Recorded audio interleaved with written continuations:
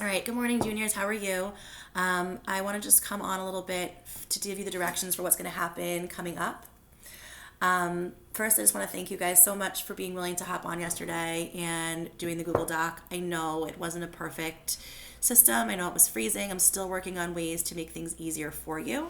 Um, I could totally, I guess, just do questions, answers, but I really don't want to do that to you guys. We've really worked hard this year to kind of create a culture of working together in collaboration, I think, in the classroom. You guys sharing out answers, you guys talking to each other instead of just getting all the information from me, right? We've worked on really you thinking critically and really you giving your ideas and you answering your questions, your classmates' questions, and exploring each other's ideas as well. So I don't want to stop that.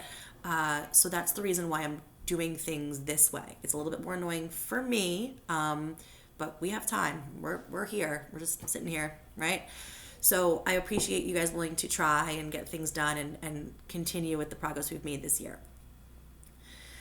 You will have some assignments for today, and you will also have some assignments for the weekend. All right. The first thing is I'm going to copy and paste the questions that you guys asked yesterday on the Google Doc. There was a section where I said pause and ask any questions that you have or make any observations. So I'll copy and paste that. I'll put it on a separate HyperDoc. All right.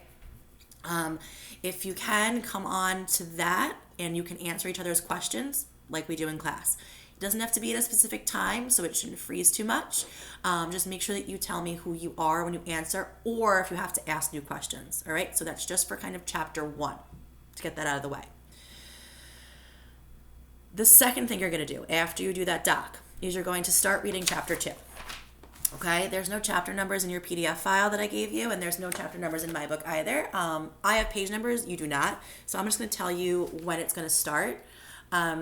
Your next section that you're going to read today by 5 p.m. starts with the bunkhouse was a long rectangular building. You're going to read up to the last paragraph in that section, which ends the dog raised his head when Curly jerked out, the grizzled head sank to the floor again. So you'll stop there. As you read that section, a couple of things I need you to do. You should be keeping track of any questions that you have on a piece of paper, anything that you notice, wonder, anything else. You should also, you could do it on document, I guess, too, but it might be hard to go back and forth.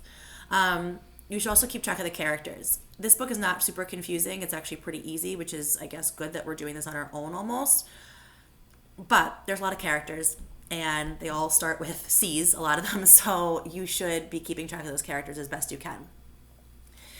There's Candy. He's the aging handyman with the dog. You have Slim. They call him a jerk-line skinner. Basically, it just means that he's a driver of a mule team. You have Curly, who you'll have some feelings about, I'm sure. He is the boss's son. He used to be a pro boxer. He's married to a woman who they just say Curly's wife. They don't give her a name. I want you to think about why that is. And he also wears a glove filled with Vaseline to make his hands soft for his wife.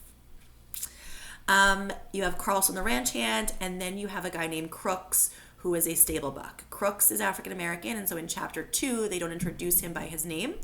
They just introduce him by his race. I want you to also think about that as well.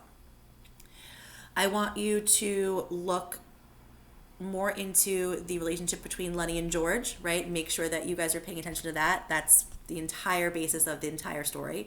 I know some of you guys are also asking me, we're asking each other, I should say, is Lenny limited mentally? Yeah, he is. And that's also important. I want you to look at his name. They introduce his full name to you in chapter 2. So I want you to think about the name and the irony behind that name and why he would necessarily be named that. And then I want you to start thinking a little bit about what the American dream is. Okay, I asked you guys yesterday, the last question on the doc is, what's their dream? What is the American dream? And are these guys trying to get to it? All right, we're going to do a little bit more work with the American dream as we move forward into the book. But that's what I want you guys to start thinking about as you move through. So if you want to take some notes, like I said, I'm not here to check them necessarily right now, but it's only going to help you in the long run. So doing this is going to be more helpful for you moving forward. And you also never know when Miss Sam's going to figure out how to check things and ask you to type those things and put them on or come on and ask questions. So please stay on top of what you're doing. Like I said, you guys are honor students, so I hold you to a very high standard. And that's that. The last thing I need you to do, okay, So the document and the questions that I'm going to pose on Classroom are going to be due by 5 p.m. today. I'm actually going to post them. I know it's 9:03, maybe a little bit late, but 5 p.m. Over the weekend, you need to read chapter 3. I have no response questions for you at this moment in time. There's a chance they may pop up. It's on Sunday. Or I just might say on Monday, hop on the Padlet and let's get started. Please check on Sunday for those directions. Okay? Or early Monday morning. But I would like to get onto Padlet at some point to kind of share out, because chapter 3 is a large chapter. Section or chapter 3 starts with, although there was an evening brightness, and it doesn't end. It's long. It's a large, that's why I'm giving you the weekend to do it. Please hold. And it ends with, we get the hell out and wash your face, okay? So it's a couple pages, but this is an easy read. So 30 pages is an easy read, or 20 pages is an easy read, is not going to take you that long. So to recap, question 1 documents, right? All the questions that I gave you from chapter 1, that needs to be done. You need to go on there, or that your classmates gave you. You need to go on there and answer their questions and ask new ones. If you have, people will respond to you. The second thing, read chapter 2. Think about the things I told you to think about and answer the response questions on Classroom. And the third thing for the weekend, okay, is for you to read chapter 3 and kind of keep track of any noticings or wonderings that you have. And I know you know what that means. All right. I will check back in with you on Sunday night, most likely, earlier if I have to, Monday morning, the latest. I hope everyone has a wonderful and safe weekend. I know, stay inside. They're really encouraging you guys not to go anywhere. If you have any questions, need anything, please reach out to me via email. And I still have people who have not signed on to Classroom yet. So I hope obviously if you're watching this, you probably have.